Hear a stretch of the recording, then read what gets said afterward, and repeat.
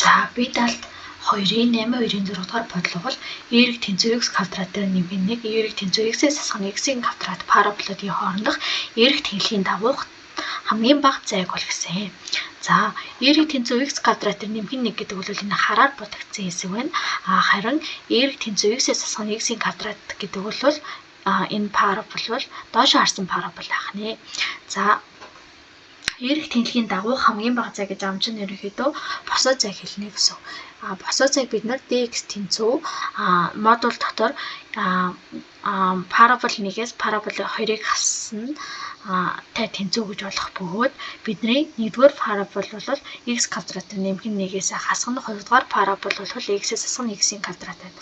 За үүнийг хаалт задад бодчих юм бол 2x-ийн квадратаас хасгах x нэмэх 1 болж байна гэсэн. За дээрх эергүүдийн хоорондох зай модуль байгаа учраас хамгийн бага утгыг олохын тулд доорх функцээс экстремумын цэгийг олно гэсэн үг.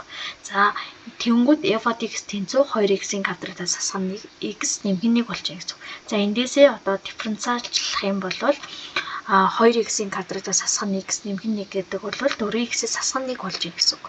За энийгээ тэгтээ тэнцвүүлээд олцохоор бидний экстремумын цэг гараад ирнэ гэсэн. x тэнцүү 4-ийн 1 гэсэн. За үүнээсээ 1-р эренбийн уламжлалаас 2-р эренбийн уламжлалыг аваад тэгээс эрс их гэх юм эрс их гээд энэ үнэн байх юм бол минимум цэг болж чадна гэж үздэг штеп. Тэгэхээр 2-р эренбийн уламжлалаа авсан чинь 4x-ээс хасгах 1-ээс 2-р эренбийн уламжлалыг авахар 4 болж ийн гэсэн. 4 нь тэгээс эрс их учраас минимум цэг болж ийн гэсэн. За одоо энэ x-ийн утга дээр бидний хамгийн бага утгыг нь олох гээд байгаа шүү дээ энэ x-ийн үед. Тэнгүүд л хамгийн бага утгыг олохын тулд хамгийн анхны функц дээр орлуулж гэнэ гэсэн үг.